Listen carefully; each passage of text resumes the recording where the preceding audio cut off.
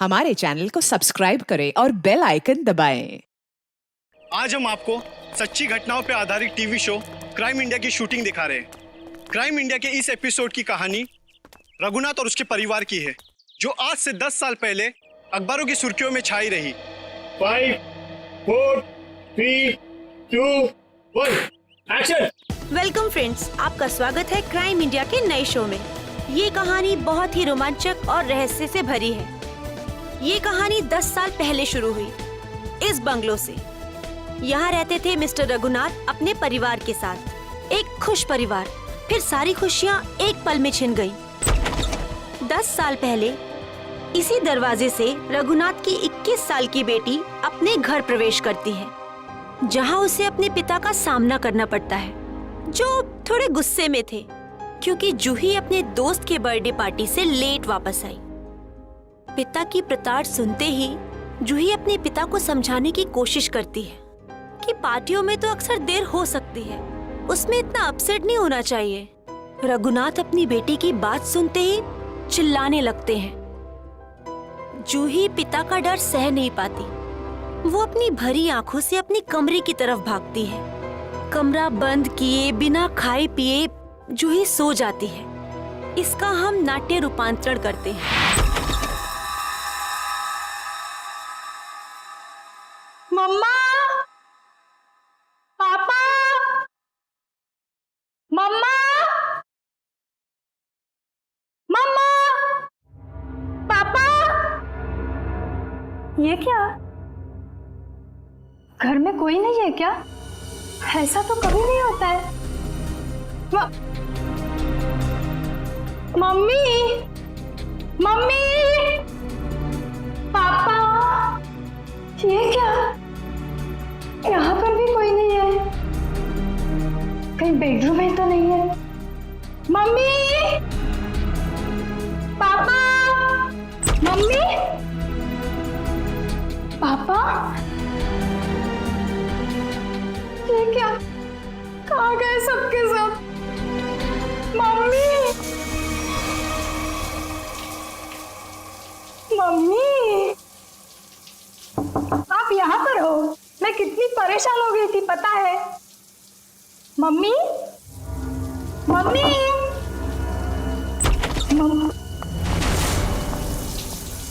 ये क्या? पानी का नल खुला छोड़ के मम्मी तो ऐसा कभी नहीं करती। मम्मी, पापा, राहुल, राहुल, राहुल,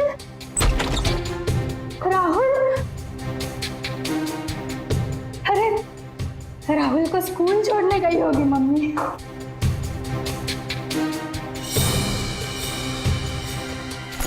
राहुल का स्कूल बैग,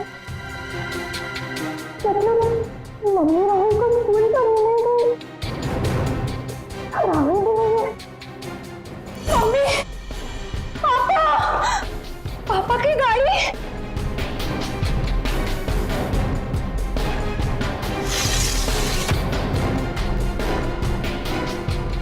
पापा की गाड़ी तो यही है। पापा तो ऐसा नहीं करते कभी। पापा। उस दिन से आज तक जूही को अपने माता पिता और भाई के बारे में कोई खबर नहीं मिली। कहाँ खो गए वो तीनों? लेकिन जूही अपनी आखिरी याद अब तक नहीं भूल पाई है। अपनी मम्मी की पिंक साड़ी और पापा के स्टाइलिश हैट को, जो उन्होंने आखिरी दिन में पहना था, वो आज तक नहीं भूल पाई है। Just stop this nonsense. आप लोग किसी को चैन से जीने देंगे या नहीं? प्लीज मैम, आप प्लीज रुकिए। Shut up. और आप मेरे घर आए कैसे? परमिशन लिए ma'am. To hell with your permission. लोग मेरी जिंदगी को टेलीविजन शो का तमाशा समझते हैं। किसी के भी दर्द को स्टोरी बना देंगे। जिस घर से मेरी यादें जुड़ी हैं, आप उन्हीं यादों को एक्सपोज करेंगे। ये मैं नहीं होने दूंगी। Just go from here. चाहिए। ट्रस्ट मी मैम, हम ऐसा वैसा कुछ नहीं दिखा रहे हैं, बल्कि ये तो आपके लिए अच्छा ही है कि हो सकता है कि शो के बाद आपको नए फोन कॉल्स आए कि आपके मिसिंग पेरेंट्स मिल गए हैं? प्लीज मुझे और लालच मत दो। छोड़ दो मुझे मेरे हाथ में। I said just go from here. Sir, live telecast चल रहा है, आप गलत ना समझे मैं। हम पूरे मसले को बहुत सेंसिटिवली हैंडल कर रहे हैं। सर समझाइए मैम को प्लीज।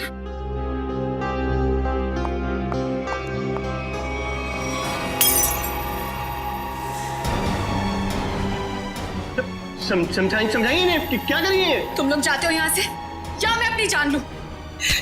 छोड़ो मुझे, छोड़ो मुझे, छोड़ो तुम मुझे। आज अपनी जान लेके दिखाऊंगी। उदय, उदय, कितना खून निकल रहा है। पैकअप, पैकअप, चलो चलो चलो, इन्हें हॉस्पिटल लेके चलो। चल चल।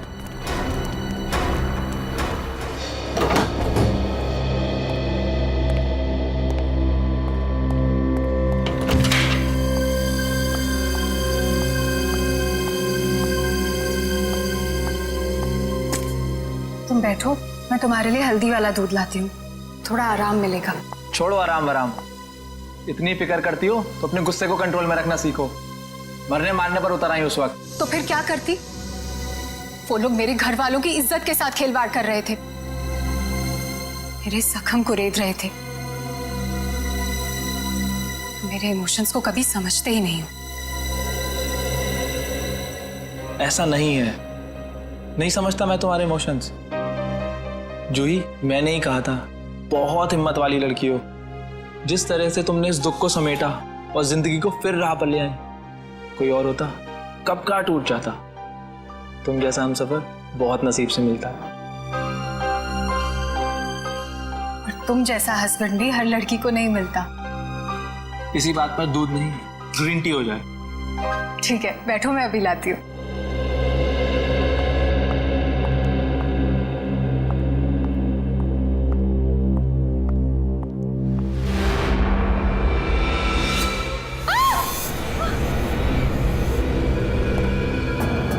क्या हुआ जूही?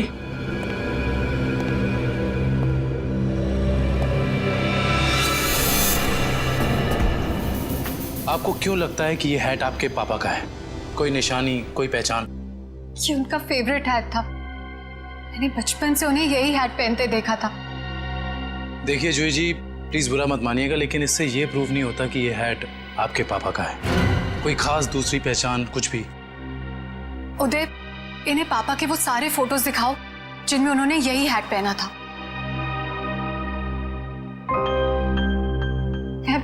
मैं पापा से कई बार कहती थी कि ये हैट पुराना हो गया है, इसे फेंक दो। पापा कहते थे मेरा सर भी पुराना हो गया है, उसे भी फेंक दूं क्या?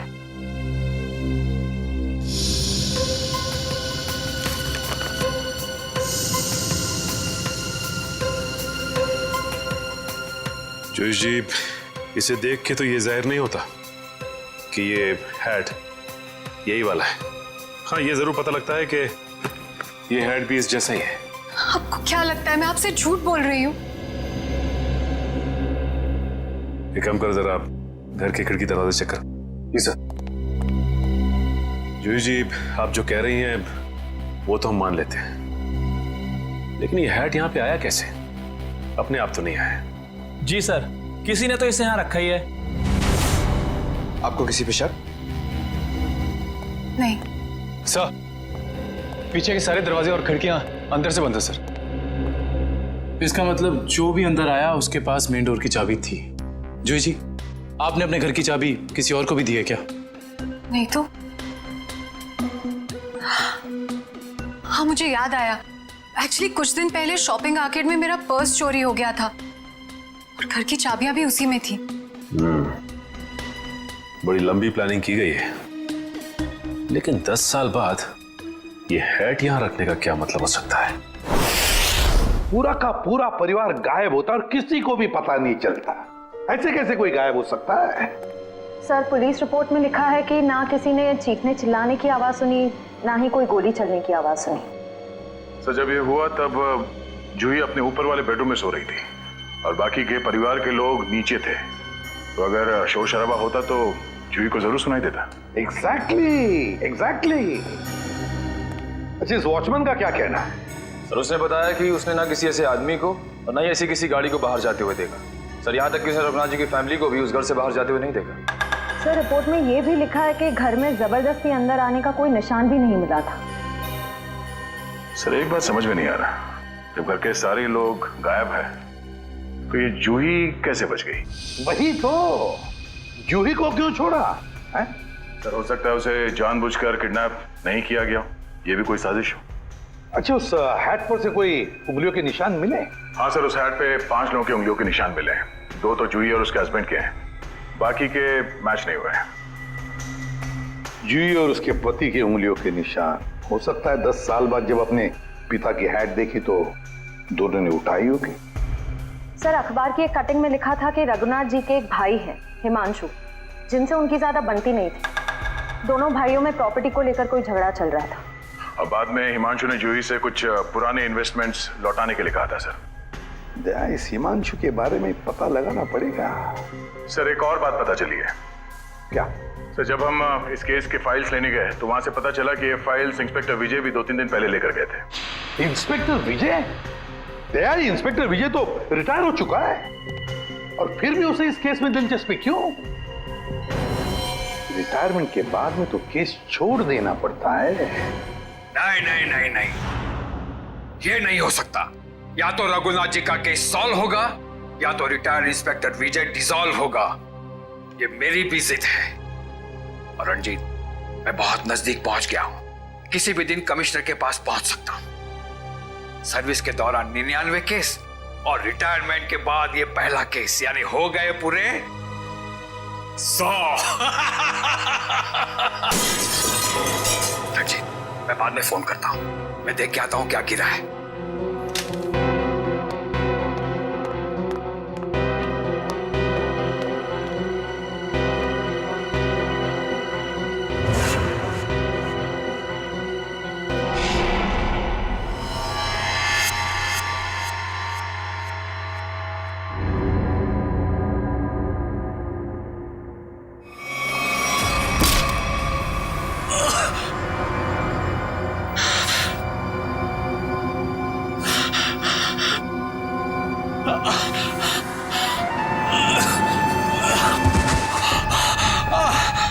इंस्पेक्टर विजय, शायद तू भूल गया है कि अभी तो इंस्पेक्टर नहीं है, रिटायर्ड इंस्पेक्टर हो गया है।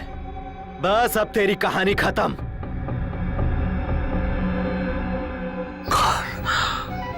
कौन हो तुम?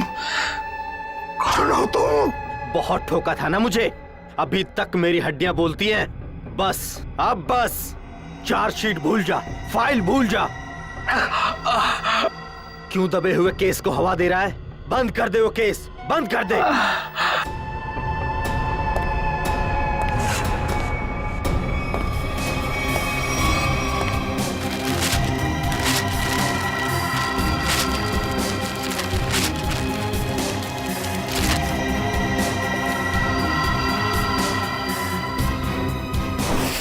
रघुनाथ भाई साहब को गुजरे तो तकरीबन 10 साल हो गए और अब तो सिर्फ उनकी यादें हैं। हम जानते हैं जो भी हुआ, लेकिन उनके केस के बारे में कुछ नई बातें सामने आई हैं, तो सोचा क्यों ना आपसे ही पूछ लें। नई बातें आप लोगों को पता चली है और आप पूछना मुझसे चाहते हैं? आप कुछ टेंशन में लग रहे हैं। मैं टेंशन में नहीं तो। दरअसल भाई साहब को गुजरे इतने साल हो गए और आज आप लोग आए भाई साहब के बारे में इंक्वायरी करने के लिए। चलिए उनके बारे में नहीं तो आप ही के बारे में बात कर लेते।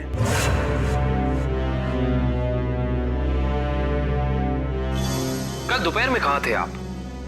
कल ऑफिस में था। ऑफिस? रियली? इसमें हैरान होने वाली क्या बात है? आप कल 12 से 3 बजे तक ऑफिस में ही थे। एक्चुअली मैं लंच आवर्स में घर आता हूँ 2-3 घंटा रेस्ट करने के लिए। आपके घर का एड्रेस 54 गुलमोहर रोड है ना? जी नहीं।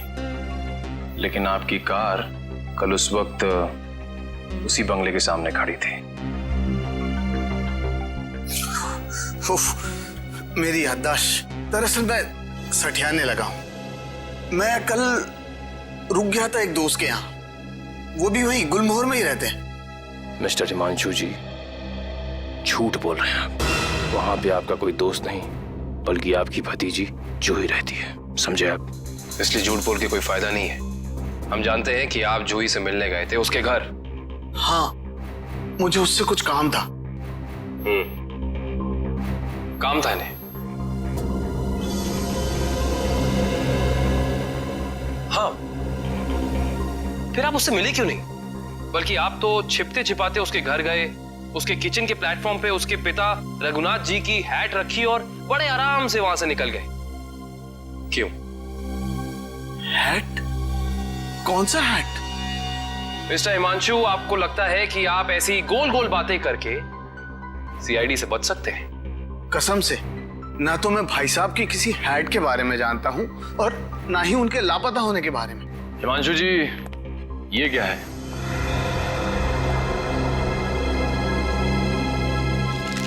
बॉन्ड्स है, मेरे ही है। यही चुराने गया था मैं वहां। बॉन्ड्स? हिमांशु जी, आप अपने ही बॉन्ड्स चुराने गए थे? मिस्टर हिमांशु, आप क्या बचपन से ही ऐसी बेफिजूल की पहेलियां बुझाते रहते हैं? पहली नहीं, सच कह रहा हूं। मैंने और भाई साहब ने मिलकर इन्वेस्ट किया था इनमें, लाखों के हैं। भाई साहब लापता हो गया और जूही कब्जा करके बैठ गई, दे ही नहीं रही थी। क्या करता, अपनी ही चीज चुरानी पड़ी। हिमांशु जी, चलिए मान लिया एक पल के लिए कि आप सच बोल रहे हैं, लेकिन मैं सच ही कह रहा हूं। लेकिन एक बात आप लोगों को बोलना भूल गया। जैसे ही मैं बॉन्ड्स लेकर वहां से निकल ही रहा था कि अचानक दरवाजा खुलने की आवाज आई। मैं घबरा कर छुप गया। मुझे लगा कि शायद उदय या जूही होंगे, लेकिन कोई और ही था। कौन था? मैं उसका चेहरा तो नहीं देख पाया, सिर्फ पीठ ही देख पाया। लेकिन इतना तो तय है कि वो उदय नहीं था, क्योंकि वो उदय से काफी लंबा और तगड़ा था। बाल लंबे थे, जैकेट पहन रखी थी और शायद जीन्स थी। अच्छा, और कोई खास बात याद है आपको? कोई खासियत, जैसे उसे भीड़ में देखे तो पहचान लें? हाँ, उसके शूज क्रोकोडाइल लेदर के थे। Crocodile leather?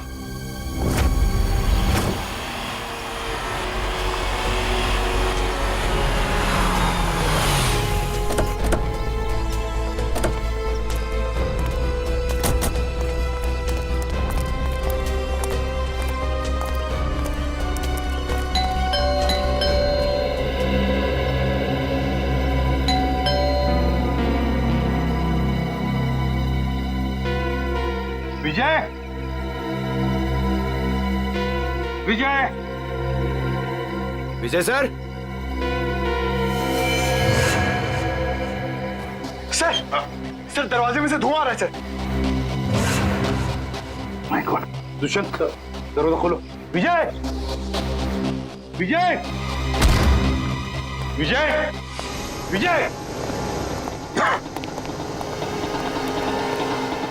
पेपर जल रहा है, जल्दी से बुझा लें। Yes sir. Vijay, Vijay sir,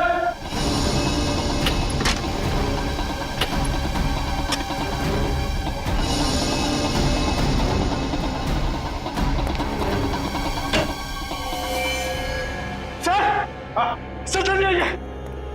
क्या हुआ पंकज? ओह माय गॉड, विजय,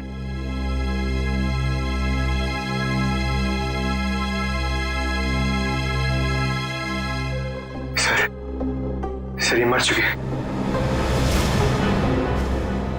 सिर पर वार किया है, गोली भी चली है सीने में। सर, दो गोलियां लगी हैं। माय गॉड,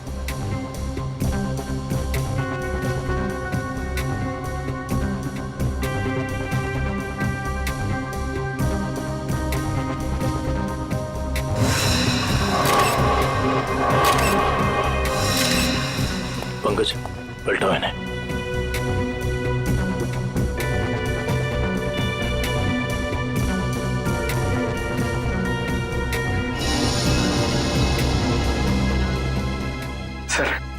सर ये कैसे हो सकता है सर?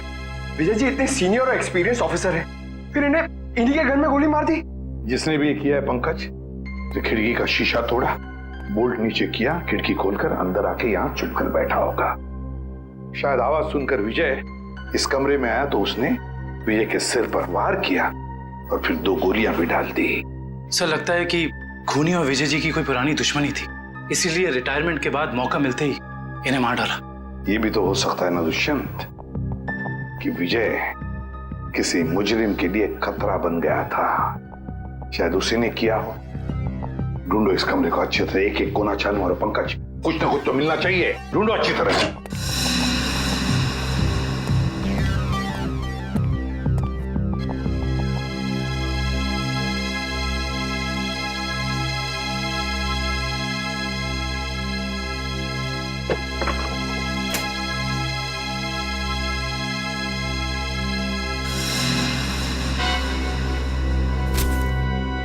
सर हाँ, ये देखिए रघुनाथ जी की केस फाइल, लेकिन इसमें कोई पेपर नहीं है सर। बाकी सब केस फाइल के पेपर्स हैं। ये देखिए सर, सब में पेपर्स हैं सिवाय इसके। तो भी दुष्यंत, इसका एक ही मतलब है, इसके अंदर जो पेपर्स है वो वहां जलाए जा रहे थे। कोई नहीं चाहता था कि रघुनाथ के केस के बारे में हमें कुछ पता चले। सर हाँ सर, विजय जी का मोबाइल मिला और आखिरी कॉल उन्होंने किसी अनुज को किया था। तो फोन करो इस अनुज को।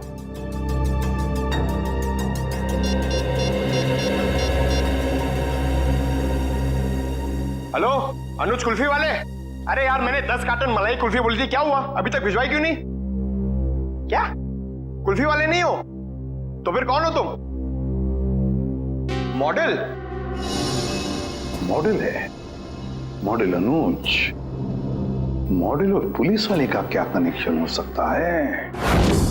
सर कनेक्शन ये है कि आज से 3 साल पहले तक जूही मेरी गर्लफ्रेंड थी और 10 साल पहले जूही का पूरा परिवार गायब हो गया था। और इंस्पेक्टर विजय को यह लगता था कि शायद मैं उनके गायब होने के बारे में उन्हें कुछ इंफॉर्मेशन दे सकता हूं। तो क्या कहा तुमने इंस्पेक्टर विजय को? कुछ नहीं सर, मैंने उन्हें वही कहा जो मैं पहले से कहता आ रहा हूं कि मैं कुछ नहीं जानता। तुम्हें कुछ नहीं पता? पंकज, अरे ये किधर जा रहे हैं आप लोग? तुम्हारे घर की तलाशी ले रहे हैं। अच्छा अनुज, ये बताओ कि जूही के घर से उसके पिता की हैट मिली है, इतने दिनों बाद वो हैट वहां कैसे आई? सर मैं आपसे सच कह रहा हूं, ना तो मैं किसी हैट के बारे में जानता हूं और ना ही किसी गायब हुए परिवार के बारे में। अनुज, तुम्हारे और जूही के परिवार एक दूसरे को अच्छी तरह से जानते थे और फिर भी तुम कह रहे हो कि तुम्हें कुछ नहीं मालूम है? चलो ठीक है, तो अब बताओ कल दोपहर को कहां थे तुम? कल मैं अपने एक फ्रेंड के एग्जीबिशन की ओपनिंग में गया था। फ्रेंड की एग्जीबिशन की ओपनिंग में गए थे? अच्छा। सर इसके घर में तो कुछ नहीं मिला और वो जूते भी नहीं जिसके बारे में हिमांशु ने हमें बताया था। अनुज, तुम होशियार बनने की बहुत कोशिश करते हो मगर हो नहीं। फिर से मुलाकात होगी।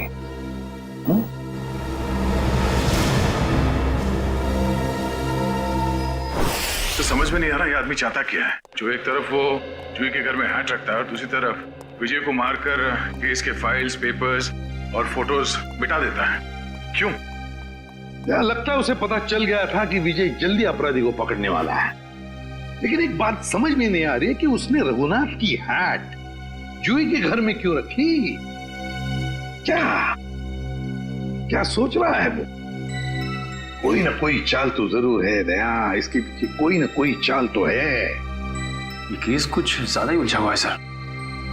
वैसे विजय के काम करने के तरीके को मैं अच्छी तरह से जानता हूं। वो सारे के सारे अंडे एक ही टोकरी में कभी नहीं रखता। इन्वेस्टिगेशन की अलग अलग कड़ियां वो अलग अलग जगह पर रखता था। सर विजय के सारे रिलेटिव्स से पता किया, किसी को भी मालूम नहीं है कि वो कर क्या रहा है। उसके मोबाइल से कुछ पता चला है? नहीं सर, कुछ पता नहीं चला।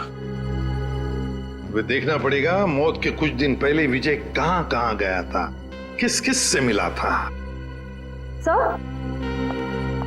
सर इंस्पेक्टर विजय के घर पे हमें जो जले हुए कागज के टुकड़े मिले थे उनमें से ये टुकड़ा आधा जला हुआ है और इस पर नवदीप गराज लिखा हुआ है। नवदीप गराज? दया, विजय ने ये नाम ऐसे नहीं लिखा है। जरूर इस गराज का इस रघुनाथ के केस से गहरा संबंध है। जरूर कोई ना कोई गहरा संबंध है। विजय सर हाल ही में एक सेकंड हैंड कार के बारे में पूछने आए थे। Second hand car? जी हाँ, एक व्हाइट कलर की सेडान कार बेची थी 10 साल पहले। विजय सर उसी के बारे में पूछने आए थे। उस गाड़ी के कोई रिकॉर्ड या पेपर्स होंगे आपके पास? जरूर सर, हम रिकॉर्ड हमेशा पक्का रखते हैं। गाड़ियों का मामला है, क्या पता कब कोई चोरी की निकल आए। शेखर, वो जरा गाड़ियों की सेल डिटेल की फाइल लेके आना। याद है ये गाड़ी किसने खरीदी थी? जी हाँ, कोई गिरीश साहब थे, उन्होंने खरीदी थी। ये लीजिए सर।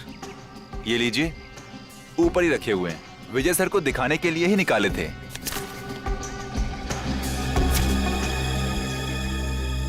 ये देखो, ये कार 14 अप्रैल 2004 को बेची गई थी। रघुनाथ जी के गायब होने के ठीक 2 दिन पहले सर? राइट। इसका मतलब है कि इस कार को रघुनाथ की फैमिली के गायब होने के बीच कोई ना कोई ताल्लुक जरूर है। मतलब सर, विजय जी ने गाड़ी तक पहुंचने का जो रास्ता चुना है वो जरूर रघुनाथ जी तक जाता होगा। एक काम करते हैं, पहले तो आरटीओ से ये पता करते हैं कि ऐसी किसी कार का रजिस्ट्रेशन हुआ था या नहीं, और विजय जी के मोबाइल पोजीशनिंग रिकॉर्ड से ये पता करते हैं कि पिछले दिनों वो कहाँ गया था। हो सकता है इस केस को सॉल्व करने में हमें कोई मदद मिल जाए। सर, ये लैटिट्यूड 345 नॉर्थ और 213 ईस्ट है। सर, एग्जैक्ट वही लोकेशन है जो विजय जी के मोबाइल फोन में स्टोर है। सर, विजय जी इस जंगल में यहाँ आए थे, लेकिन उन्हें यहाँ मिल के सकता था। करण, वो जरूर इस केस से जुड़े हुए कुछ सबूत ढूंढने के लिए यहाँ आया। ये भी तो हो सकता है कि वो उस सफेद गाड़ी के पीछे आया हो।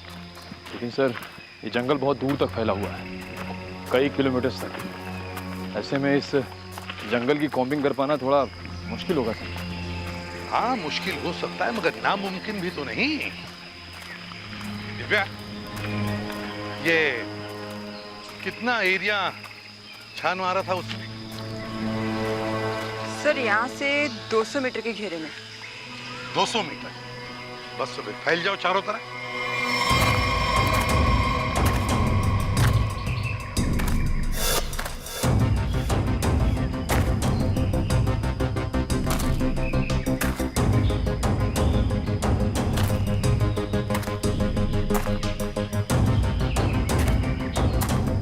सर। हाँ हाँ निखिल। सर, हाँ, ये देखिए सर।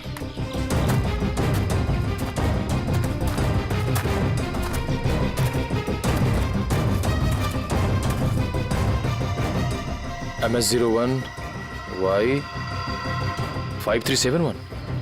सर, ये तो वही सफेद कार है जो उस गैरेज से बेची गई थी। देखो जरा, गाड़ी साफ करो अच्छी तरह से।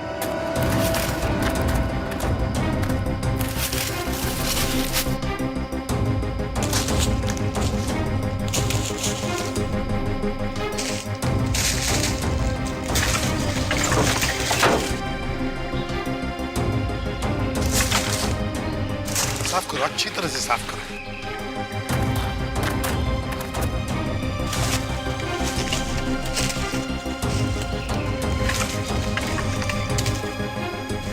सर। हाँ सर, ये गाड़ी इतनी ऊपर खाई से नीचे गिरी कैसे होगी? एक्सीडेंट हुआ होगा। मगर सर, अगर जूही का परिवार इस गाड़ी में था तो इस गाड़ी में कुछ तो होना चाहिए, कंकाल वगैरह। पूरी गाड़ी खाली है सर। सर, 10 साल हो गए, कीड़े सब खा गए होंगे अंदर। हाँ, मगर केविन कुछ तो मिलता है ना। एक काम करो, एक गाड़ी के अंदर जितनी भी धूल मिट्टी है सब इकट्ठा करो। करण, जाकर वैक्यूम क्लीनर लेके आओ।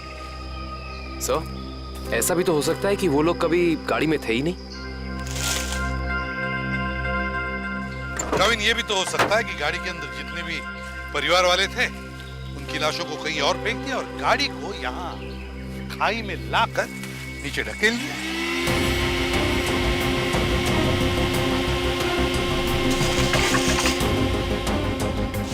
सर। हाँ, ये देखिए सर, लॉकेट। सर ये तो जूही की माँ का लॉकेट है। बिल्कुल ऐसा ही लॉकेट मैंने उन्हें एक फोटो में पहने हुए देखा है।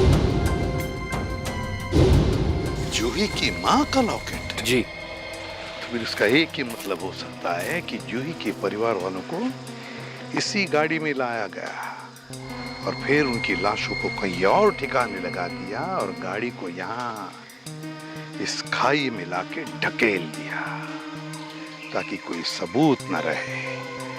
ना रहेगा बांस, ना बजेगी बांसुरी। जी साळुंखे साहब, कुछ पता चला?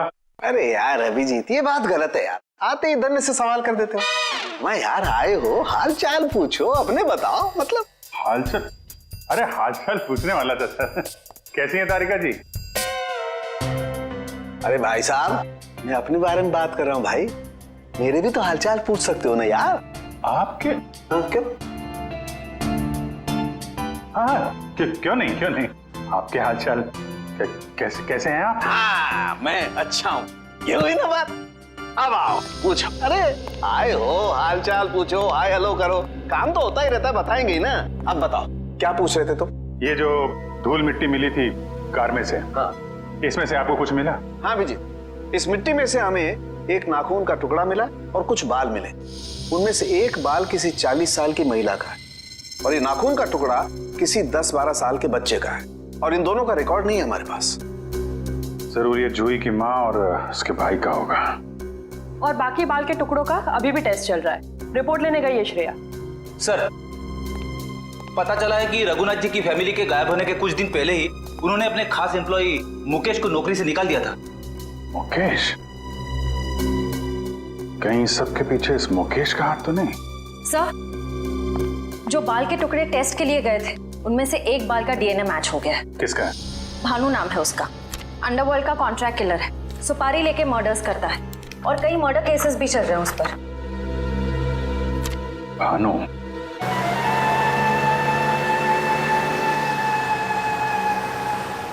मुकेश, तुम्हें पूरा यकीन है ये बाइक वाला आदमी भानु ही है?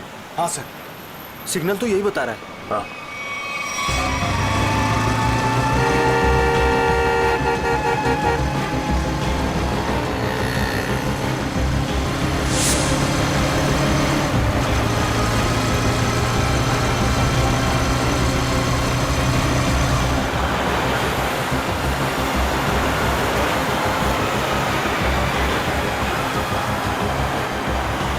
अचानक गायब कहाँ हो गया? दिखाई नहीं दे रहा। ओह माय गॉड! सर, गोली चली यहां से।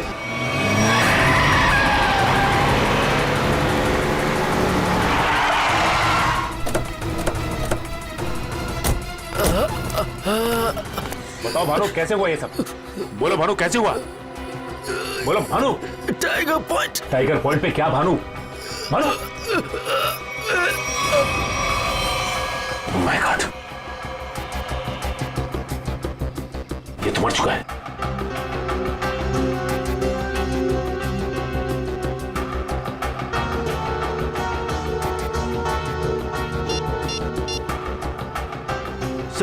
सर, इसके मोबाइल में एक अनआइडेंटिफाइड नंबर से मैसेज आया था। एक मिनट।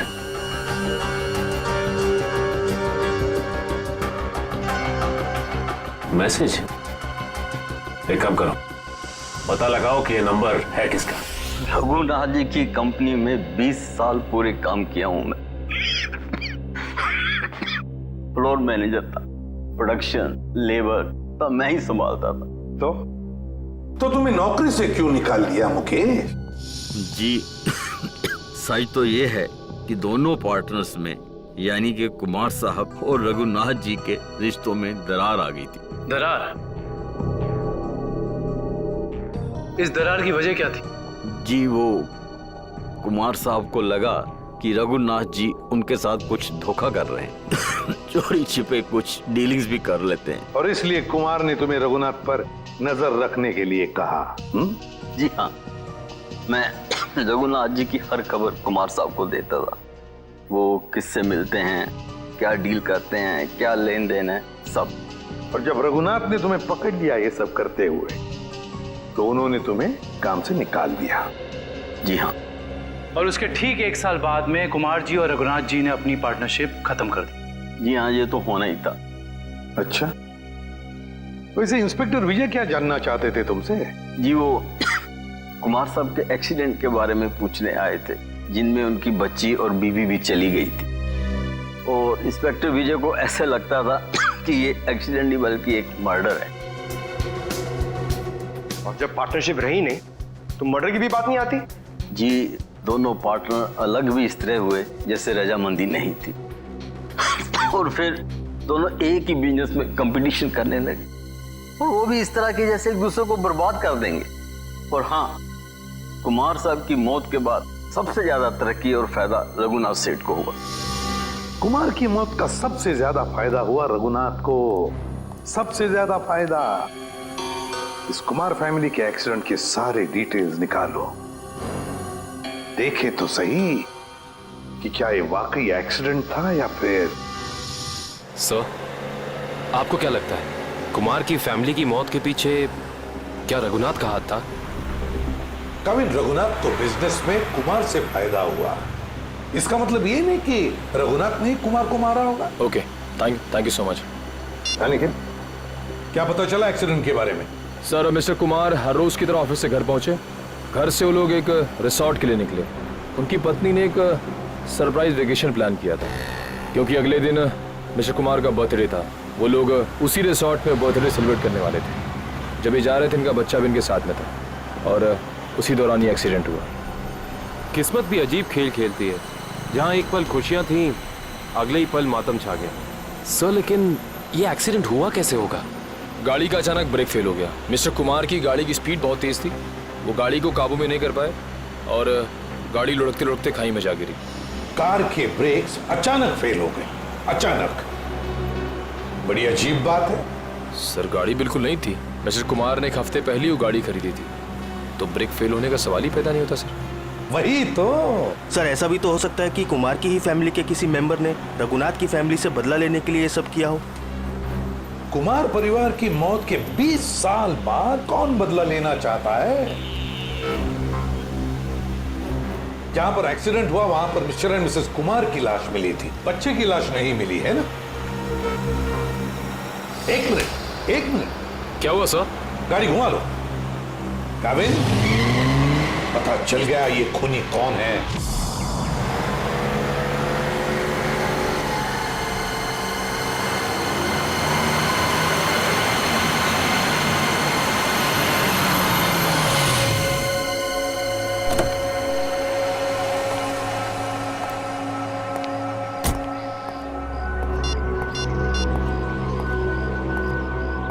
हेलो, हाँ मैं पहुंच गया हूँ 42 माइलस्टोन के पास।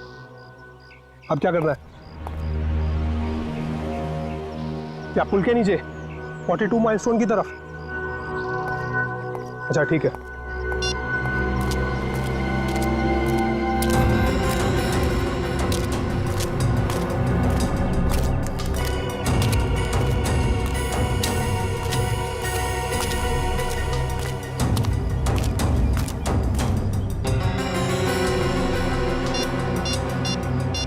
हेलो, हाँ आप किधर आना है?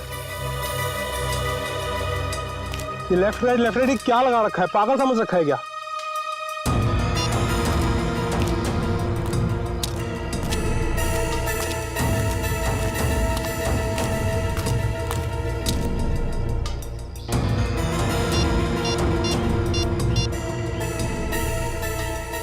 हेलो, मुझे क्या पागल समझा है क्या?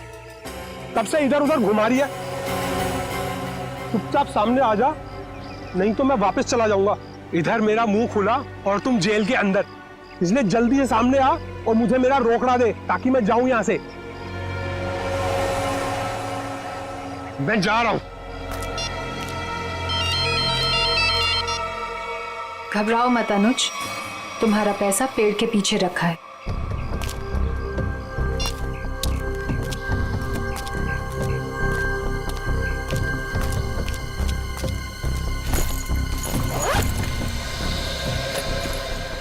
वाह रे वाह, क्या तकदीर है मेरी। तो जैसे सोने के अंडा देने वाली 2-3 और मुर्गियां मिल जाए तो लाइफ सेट। कहो तुम मेरी चिंता मत करो अनुज, वादे के मुताबिक ये तुम्हारी आखिरी पेमेंट है। अरे बेवकूफ, सोने का अंडा देने वाली मुर्गी को कभी छोड़ता है कोई? अनुज भूलो मत, तुमने वादा किया था। अरे एक ब्लैकमेलर की बात पे तुमने यकीन कर लिया। चलो, थैंक यू।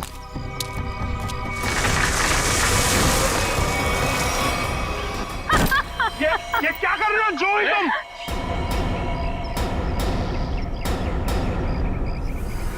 तुम क्या समझते हो अनुज? तुम मुझे ब्लैकमेल करते रहोगे और मैं सहती रहूंगी? हमसे उस्तादी बहुत भारी पड़ेगा तुमको। Shut up. यहाँ वही होगा जो मैं चाहूंगी। सोचो अनुज, अगर मैं तुम्हारा मर्डर करवा दूं, तुम्हारे टुकड़े टुकड़े करके चील कौओं को डलवा दूं, तो यहाँ तो किसी को इस बात की हवा तक नहीं होगी। जैसे तुमने अपनी फैमिली के साथ किया था। एक बात याद रखना, जो आदमी शर्ट सिलवाता है वो उसके अंदर बटन की जगह भी छोड़ता है। अगर मैं मरा तो मेरा एक पैकेट सीआईडी को पहुंच जाएगा और फिर तेरा डम डम डिगा डिगा। Just shut up। तू क्या समझता है? तू झूठ बोलता रहेगा और मैं मानती रहूंगी? तू जैसा लालची इंसान अपने नुकसान के लिए कुछ नहीं करेगा। ये क्या है ये? जुई, ट्रिगर दब जाएगा, इसको नीचे कर। जुई, तमंचे को नीचे कर प्लीज, इसको अंदर डालो, ट्रिगर दब जाएगा जुई।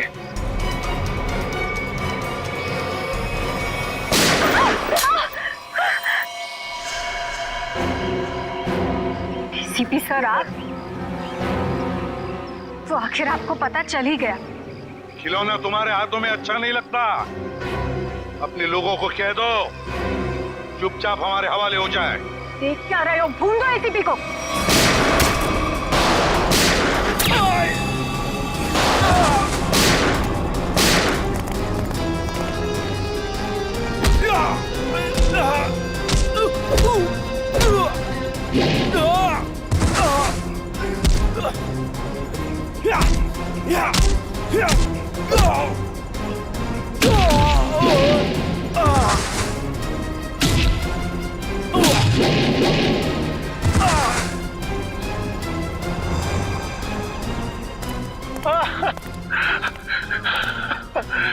नहीं सर, मैं छोटा मोटा ब्लैकमेल हूँ सर।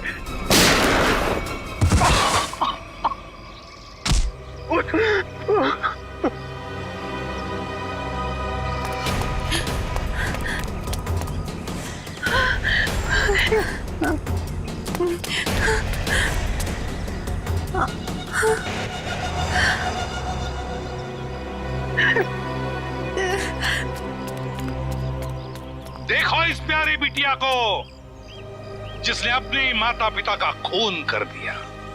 बताओ क्यों मारा तुमने अपने माता पिता को?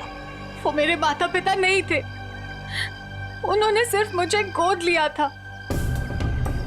मेरे असली पापा मिस्टर कुमार थे, जिनकी मौत एक कार एक्सीडेंट में हुई, और वो एक्सीडेंट रघुनाथ ने करवाया था।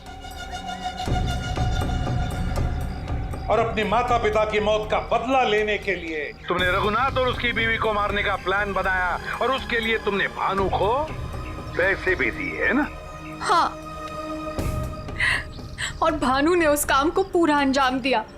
उसके बाद तुमने भानु के हाथों विजय जी को मरवा दिया और फिर भानु को भी अपने रास्ते से हटा दिया।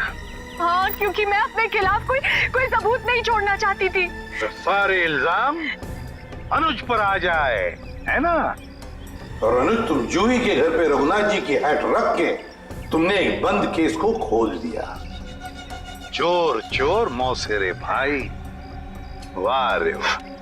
लेकिन एक बात याद रखना, मुजरिम चाहे कितना भी चालाक हो, उसका आखिरी ठिकाना तो जेल की चार दीवारी में भी होता है। अब जेल की सलाखों के पीछे सड़ते बैठना फांसी का ऑर्डर आने तक।